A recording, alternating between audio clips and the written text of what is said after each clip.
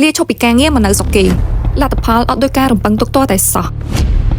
ខែនេះឆ្នាំមុនខ្ញុំបានលាឈប់ពីតំណែង Digital Marketing Supervisor ពីក្រុមហ៊ុនឯកជនដ៏ធំមួយហើយមកចាប់ផ្ដើមជីវិតពីសូន្យឡើងវិញនៅប្រទេសបារាំងប៉ុន្តែឆាកជីវិតវាអត់ស្រស់បំព្រងដោយអ្វីដែលយើងរំពឹងនឹងចង់បានទេតាំងពីធ្វើការមកតំណែងល្អមួយមកកេងចាយទៅលុយអត់ប្រាក់ចំណូលធ្លាប់តែនៅផ្ទះធំមកនៅអាផាតមិនតូចមួយទៅណាមកណាធ្លាប់តែមានឡានបើកខ្លួនឯងមកជិះកង់កាចាស់មួយនៅបារាំងសូម្បីតែភាសាក៏ខ្ញុំចាប់ផ្ដើមពីសូន្យដែរភាសាខ្មែរនិងអង់គ្លេសខ្ញុំប្រើអត់បានទលំទលាយនៅនេះទេអ្វីគ្រប់យ៉ាងគឺចាប់ផ្ដើមពីសូន្យប៉ុន្តែសួរថាខ្ញុំស្ដាយក្រោយអត់ដែលផ្លាស់ទីលំនៅមកនៅបរទេសចម្លើយគឺទេខ្ញុំបែរជាមើលឃើញវាជាឱកាសដែលខ្ញុំមានពេលវេលាគ្រប់គ្រាន់ដើម្បីមើលថែខ្លួនឯងឱកាសដែលខ្ញុំបានជួបមនុស្សថ្មី